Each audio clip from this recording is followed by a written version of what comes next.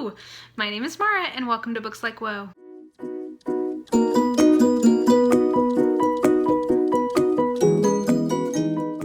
So my DNF series rolls on today, and today I'm talking about DNFing an author. What I mean by DNFing an author is either, and this is kind of using the term DNF a little loosely, but either not continuing with authors whose work I've previously read and maybe enjoyed, maybe didn't, or just avoiding an author altogether, which I guess is a little bit not quite a DNF, but I felt like it was appropriate to group all of these things together in one video. So I also want to say that I'm going to potentially give a couple of examples, and I do not want you to feel that if I say that I am DNFing an author that you enjoy, that I am judging you or judging you for liking the author, whatever, because some of these things I do for personal reasons. And yeah, anyway, basically just saying, like, I'm not necessarily trying to expand this to everyone. This is not meant to be like why everyone should not continue to read an author. This is just for me. So a little bit of a disclaimer, which is, disclaimers are kind of for pussies, but whatever. Like, I'm gonna give you a little bit of one, but with that in mind, let's dive into this. So the number one thing that will make me DNF an author is writing style, and I brought this up in my DNFing books, that I upon reflection realized that that was the number one reason why I don't finish a book. If I encounter a writing style that is particularly something I am not into, especially if it is the first book I've ever read for someone, that will very quickly say, like, ooh, you know what? There were other books by this author that I was thinking about reading and I think I'm not going to. A great example of this, and I brought this up in my book one, is J. Kristoff. So there's a few books from him that I was potentially interested in reading, but I so did not enjoy the style of Nevernight that I'm probably, unless I just really hear that this new book that he has coming out or whatever is just great, I'm probably never going to read anything from him again. Or if I was going to, I would certainly get a sample before I purchased anything, or even probably before I even got online for it at the library, just to see if the writing style was going to work for me, because I've realized about myself that writing style really does matter. So for me, that is probably the number one reason why I might DNF an author, is if it's a first book from them that I realize I just really don't like their writing style, or if I've read a few books from them and notice that their writing style has substantially changed in a way that does not sit well with me anymore. Similarly, I would say that if an author changes genre, so if an author that I had loved who was writing mysteries all of a sudden starts writing, I don't know, like westerns or something, I'm probably not going to stick with them through that unless they're just like a really like all-time favorite author. I think it also depends on how drastic the genre change is. Like if you watch someone go from, like, I don't know, literary fiction to romance, some people probably couldn't make that jump with the author. Or if you have somebody who writes a specific subgenre of something that you really enjoy and they change subgenres, I think sometimes that doesn't work as well.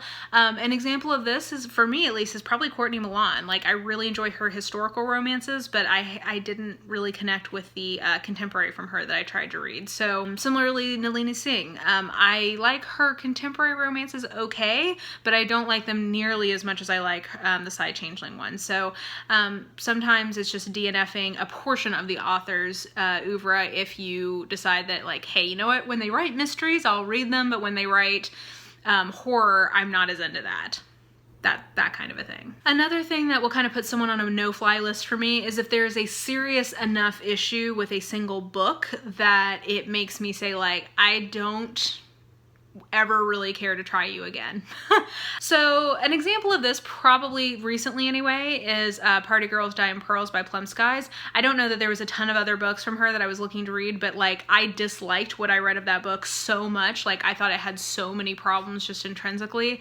I'm never gonna try something from her again. Like, I just don't think, there's too many other books that I want to read to have an author who I'm keeping an eye on. And some of this just boils down to not even like, this is the worst thing, but it's just like, if you're a voracious reader, there's so many books on my TBR or on my radar that actually finding reasons to not be interested in an author can be somewhat of a blessing, because it's just like, there's so many things I want to get to. And that book was just bad enough for me that it's like, why continue to waste mental space keeping track of these books or keeping track of her. Like, I just don't want to do that. Like, it was bad enough that I just don't care to continue or to have the mental energy of tracking anything else from her. And also, sometimes I think our taste just changes, and that's what makes you DNF a book from someone. Like, I loved, when I was a kid, I loved the Lillian Jackson Braun Cat Who books, and I still actually, I enjoy them now, but I used to like read, like I was trying to get through that whole series, and I kind of just petered out because I just wasn't as interested in the genre anymore, of kind of like a cozier mystery. So it might, you know, sometimes there are authors who you think you've DNF'd and end up coming back to at some point potentially, but I think sometimes your taste just changes, and whereas once maybe you were always like, no matter what this person puts out, I'm gonna get it, eventually maybe your taste changes and that's just not as much of a priority for you in your reading.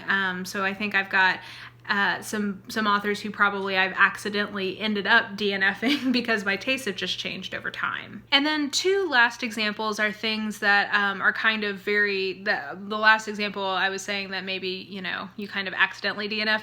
These are two examples of pretty purposeful DNFing. So the first one is, I kind of mentally, and I'm not sure I keep myself to this exact number of 3 books, but if there is an author whose books I have been enjoying, and then I get into a situation where I get around about 3 DNFs from them in a row, or 3 books I did not enjoy from them in a row, I'm probably just going to say, you know what, I think it's time to move on. There's some romance authors that I know that I've done this with, though their names don't necessarily come to mind right now, but I can remember, especially in my early days of reading romance, there were definitely some folks who I was like, yeah, you know what, like this is just not working for me anymore and it's time to call it a day.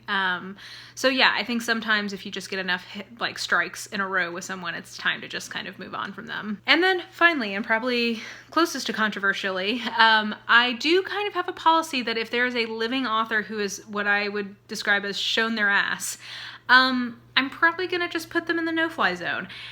An example of this, and this is someone whose work I have never read before, but I don't feel a need to read, is Orson Scott Card. I believe he's still living. I don't want to give him money. That's what it boils down to. So I feel this way also about like filmmakers who've shown their ass. A great example of this is Woody Allen, and like Roman Polanski. They are alive. They can make money off of what I consume from them. And I just don't, I have a limited number of dollars to vote with in terms of this like capitalistic whatever that we've got going on. And I don't want to vote for someone who even potentially, is a sexual predator. Even if it's not proven, I just don't necessarily, like if they're alive and they could get this money, I don't want them to have it. That's just how I feel about that. And then, you know, in an Orson Scott Card kind of example, I don't want my money to go to somebody who's noxious. And even if he is dead now, I kind of get the impression his family might be a little noxious just based on the nature of the particular issue in that situation. So I'm very conscious of the fact that I vote with my dollars. I also vote with my library reservations because money does go to authors from that. So if it's a living author, I think it's a little bit different if someone's dead just because it's like their estate, and or it's just less of a, I think once someone is dead, in my mind at least, I can officially start to give them like the historical benefit of the doubt to some degree, which, you know, I don't know that that is not somewhat hypocritical on my part or a little bit short-sighted, whatever. But like Sherman Alexie, I'm never gonna buy anything from him again. Just based on what we now know. Not gonna buy anything from him, not gonna get anything from the library, not gonna read from him. Don't want to read. So that's in my no-fly list. So yeah, anybody who has kind of shown their ass and is either still alive or I suspect their family would have a similar issue, I don't want to give them my money or my time. So anyway, those are some thoughts about when to give up on an author. And again, I think this is a little bit more nebulous than the books, giving up on a book or giving up on a series. But yeah, anyway, I just wanted to kind of put that out there of reasons to say like, you know what, I used to get a lot of things from you and I just am not going to do it anymore. That is a perfectly legitimate choice and sometimes the best thing to do. So anyway, that is the second in my little DNF series. If you're enjoying it, definitely let me know, and let me know what things make you DNF an author, if you've ever thought about that. But yeah, I think that's going to do it. If you enjoyed this video, please like, subscribe, follow me on the social medias if you are so inclined. I have all that information listed in the description box below. And I think that will do it. I hope you're having a really great day, and I will talk to you soon. Bye!